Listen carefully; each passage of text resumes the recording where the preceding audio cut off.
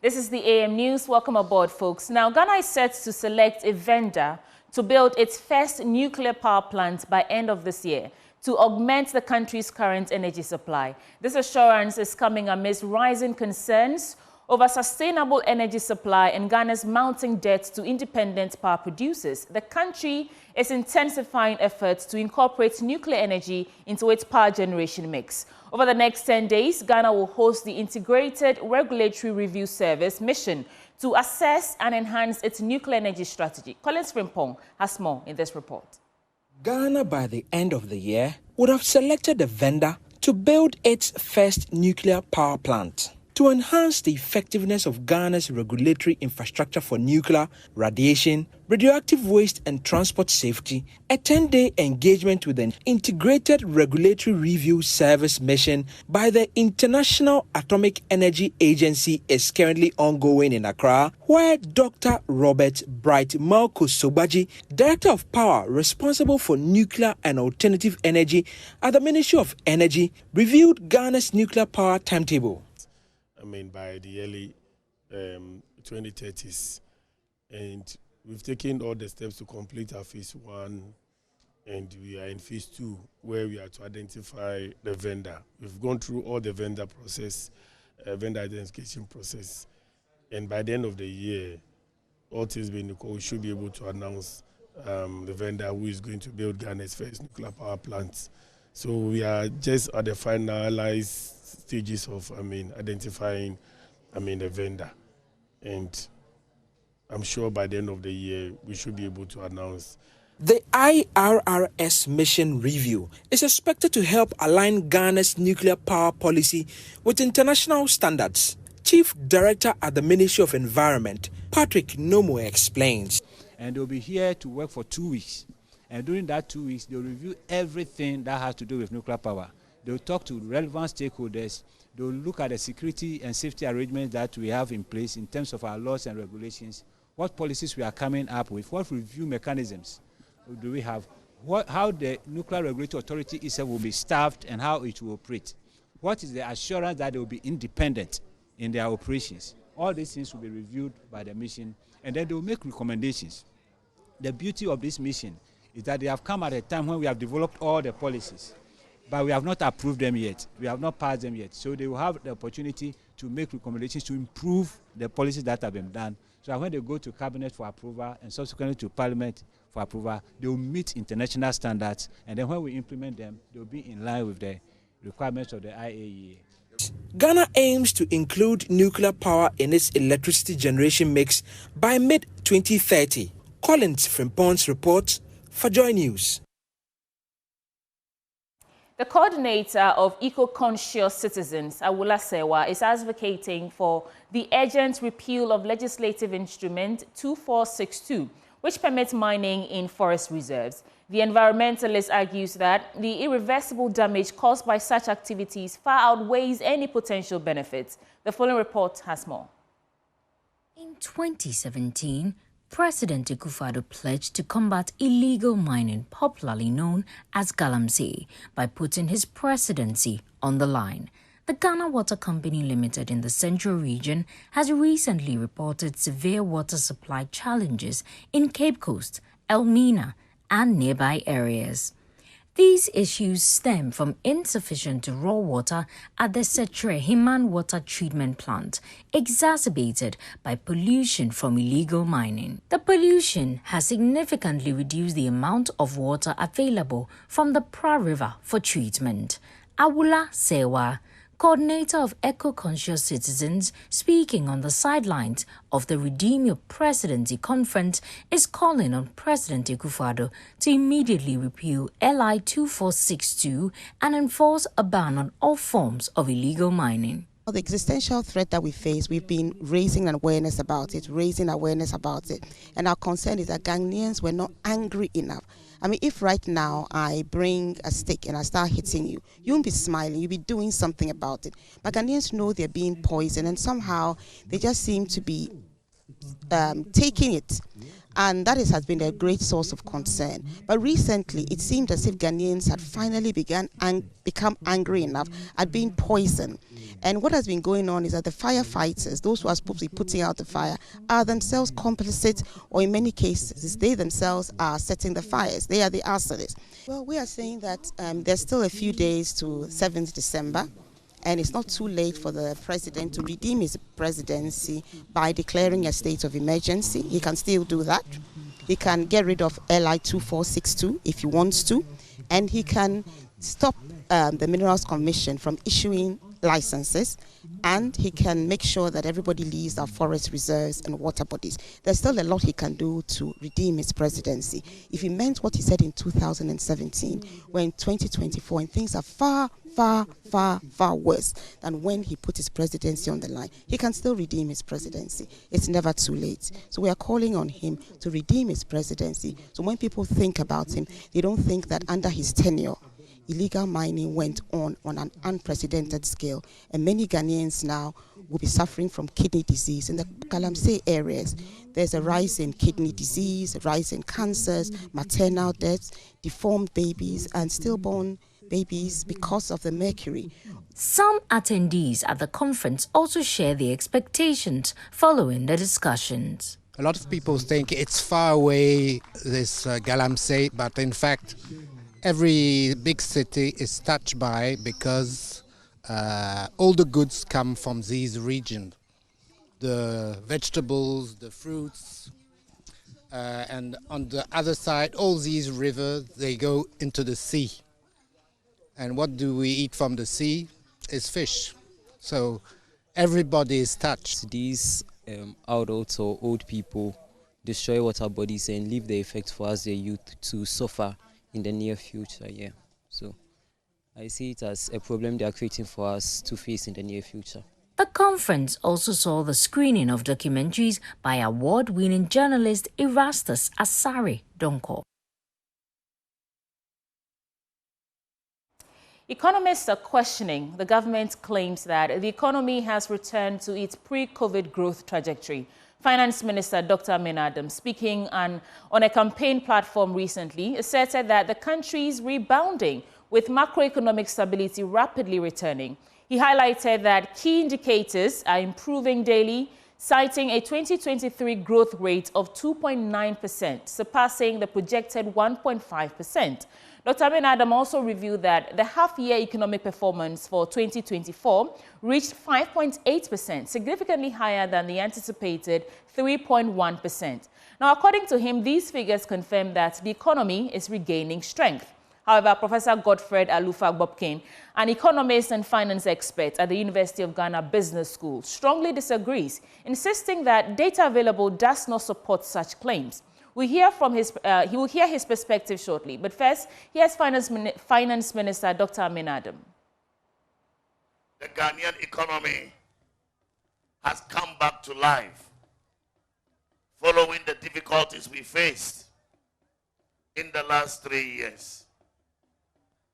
Macroeconomic stability is fast returning to our country. We all can see the indicators improving by the day. And now we want to focus on growth, economic growth, which has also already demonstrated that the economy has recovered strongly. Last year, we were supposed to grow at 1.5%. We grew at 2.9%. Half this year, we're supposed to grow at 3.1%. We grew at 5.8%. The first half-year growth of 5.8% is more than the real GDP growth we recorded in the first half of 2019 by 0.4 percentage points, which means that this economy is back to the growth trajectory of the period before COVID. This is the job the president and the vice president have done to bring our economy back to life. Minister, but Professor Godfred Buin of the University of Ghana Business School disagrees with these assertions, saying that using such parameters to measure economic growth is narrow, insisting that available data does not support such claims by the government.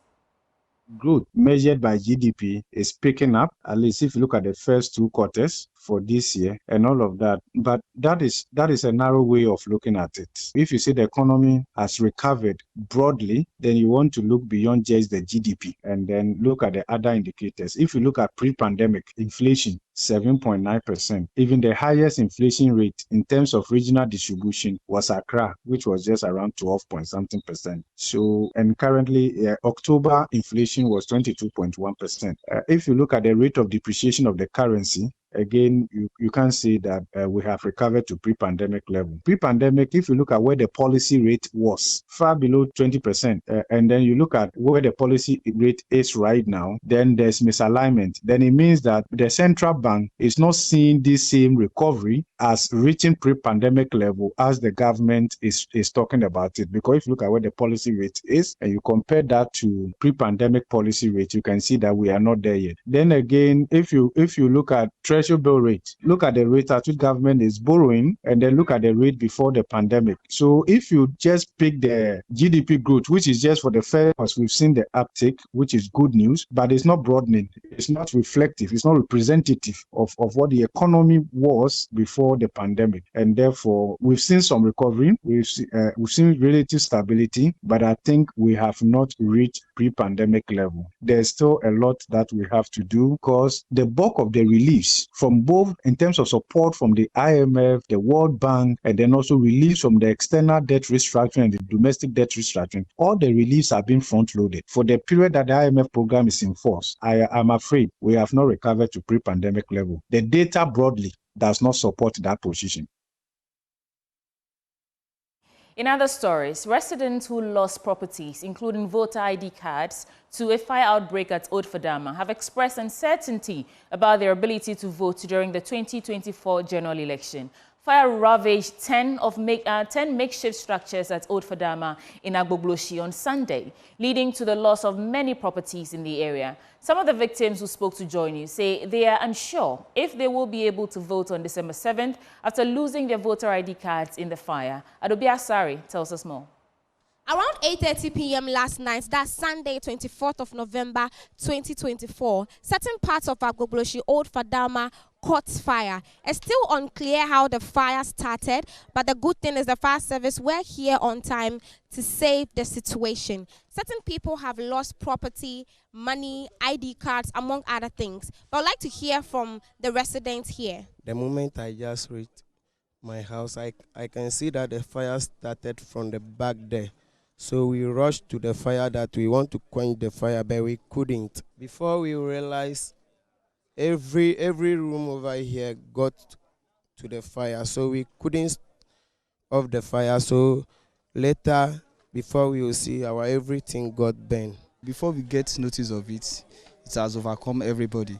So we want government to help us so that from our daily services, it's not that we are hearing much about it. So this is how we are keeping our head. All of us, our Ghana card, ID cards that we are going to use for, you see, so all we lost it. So the government should do something concerning those things and help us to get at least something where we can be able to put our head with our families, because some of us are family members here. So such a way the thing has happened now, we don't have anywhere to go. It's getting closer to election. So most of us, we wanted to also travel to our hometown for election, but see how it has happened. So we have found it difficult. A fire service for no by yet to meet Dumijano. But in fact, you are lost in Yoma Bebre. This is how the place is looking now, as most of the people here have been rendered homeless because their structures have been reduced to ashes. Although property and money have been lost, the good thing is no casualty has been reported yet. But the people here are looking forward to seeing the government come through for them, as well as other philanthropists who can help. For Joy News, my name is Adobe Asare. Moving on, Vice President Dr. Mamudu Bawumia says the government has made significant strides in addressing the housing deficit in the country. During an inspection and commissioning of phases 1, 2, and 3 of the TDC affordable housing project in Tema, Dr. Mamudu Bawumia revealed that the government has constructed over 1,000 housing units for the security services, ensuring they have access to safe accommodations to support their critical roles in maintaining national security. The following report has more. According to the Vice President, over 1,000 housing units have been constructed specifically for members of the security services in the Greater Accra region alone. This initiative, he says, ensures that security personnel have access to safe and decent accommodation. He also disclosed that through the rent assistance program, over 2,000 tenants nationwide have received financial support to cover rent payments. Housing for security services. Our government recognizes the critical role of our security services and has prioritized their housing needs. Over the past 7 years, we have provided 1,000 housing units to the Ghana Police Service in Tema, Kwabenya, and Tesano. Government launched the Rent Assistance Scheme in 2023. Under this program, the government provides rent advances through a service provider, allowing tenants to pay monthly without the burden of upfront costs. So far, this scheme has supported 2,400 beneficiaries. On the stalled Saglemi housing project, Dr. Bawumia said work will soon resume after entering into another public-private partnership agreement to oversee its completion. Ladies and gentlemen, regarding the Saglemi housing project, the government has taken decisive steps to resolve the challenges surrounding its completion. Through executive approval and a rigorous procurement process, a developer has been selected to carry the project forward. Earlier, the Vice President commissioned the corporate head office of the Lands Commission, where he applauded the commission for its digital transformation. Dr. Bawumia lauded the automation of land title certification, highlighting its impact on improving efficiency. Today, with the aid of digitalization, the Lands Commission has been able to automate land title certificates, which reduces the potential errors that could arise from manual entries, thereby significantly enhancing accuracy and efficiency. The Vice President also inspected the ongoing construction of a multi-purpose theatre at Trade Fair in La, which he says will be completed in 8 months and boost the nation's struggling creative arts sector.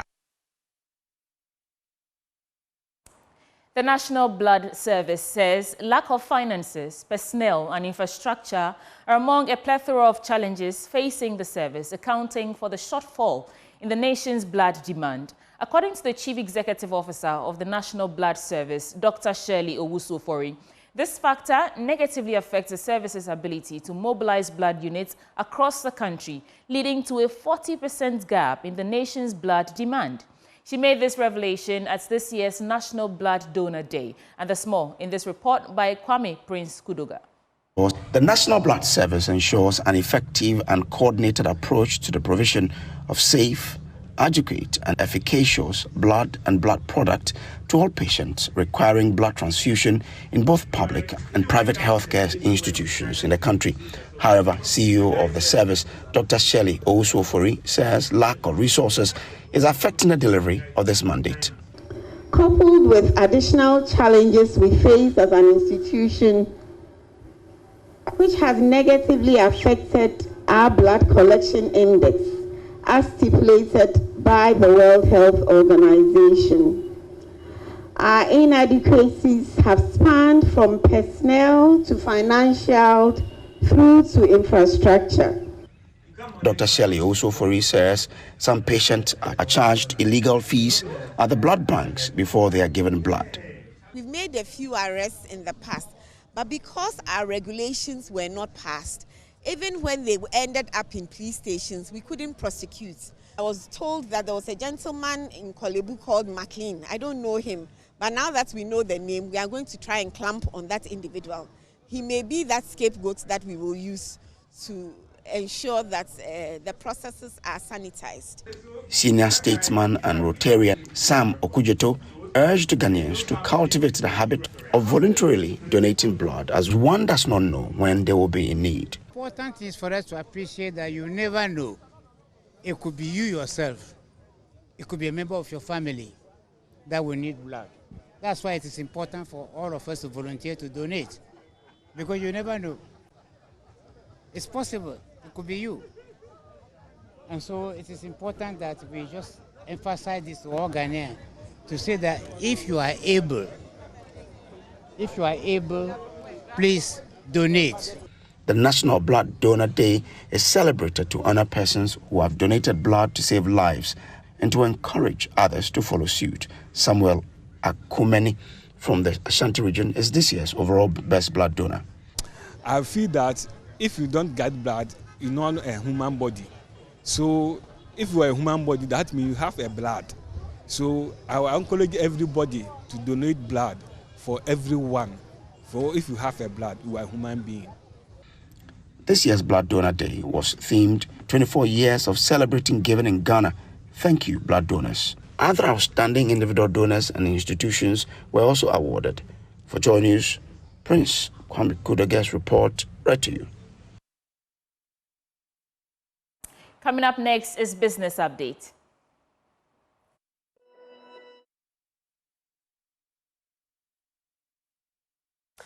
Welcome to Business. Now in our first story. The country's power situation is expected to improve greatly in the coming days. This was after a major independent power producer, Sunon Asogli Power Plant Ghana Limited, disclosed that it had resumed operations. There is more in this report. Sunon Asogli Power Plant, in a statement, announced that its 560 megawatts plant has now resumed operations. This was after government released an emergency funding to address the company's critical financial needs. Sources close to negotiations say this has resulted in payments of some of the debts owed Sunon Asogli. The independent power producer, in a statement signed by its chairman, said it has submitted a final version of the restructuring term sheets to the Ministry of Finance and the Electricity Company of Ghana in August and expects a signing soon. It also added that it is expecting the Electricity Company of Ghana to adhere to the terms of the contract and diligently honor their financial obligations in this whole deal. The company therefore thanked the Finance Minister and the Minister of Energy on the role they have played when it comes to this deal. Now, aggrieved customers of defunct gold dealer Men's Gold are intensifying fresh pressure on the government, demanding swift action on their locked-up investments. Now, the group has issued a 24-hour ultimatum calling for a 200 million Ghana cedi bailout. They have vowed to hold government to ransom at the polls on December the 7th if their demands are not met before Election Day. We are asking the government to give us a bailout, and because we don't know the outcome of the court case, President should look upon the items, the assets that have been frozen by the state, and give us a bailout. At least 200 million cedis can solve, can help us for now, can cushion us. And so by tomorrow, by close of work tomorrow, we want the president to give us a bailout. We want the finance minister to announce, just as he did for the fund management companies. They were giving 1.5. We are asking for just 200 million to cushion us, to enable us to go and cast our vote on the 7th of December.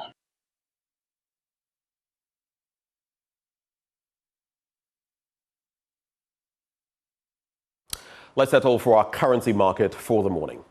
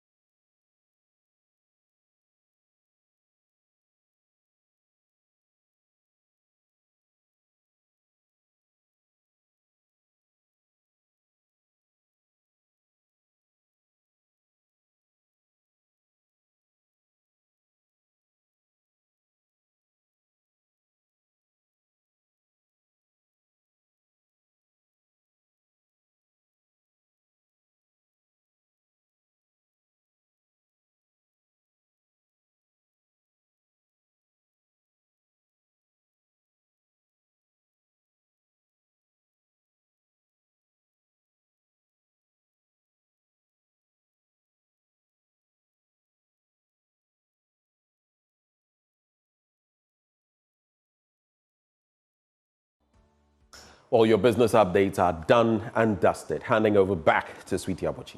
Thank you, Ben. You want to stay for news review now that the AM News Bulletin is ended, because one of your favorite pair is right here in the studio with us this morning. Kojo Poku will be joining us live in the studio, and Wisdom Dogbe, who's a financial analyst, will be joining us via Zoom. The news review comes up next. Do stay.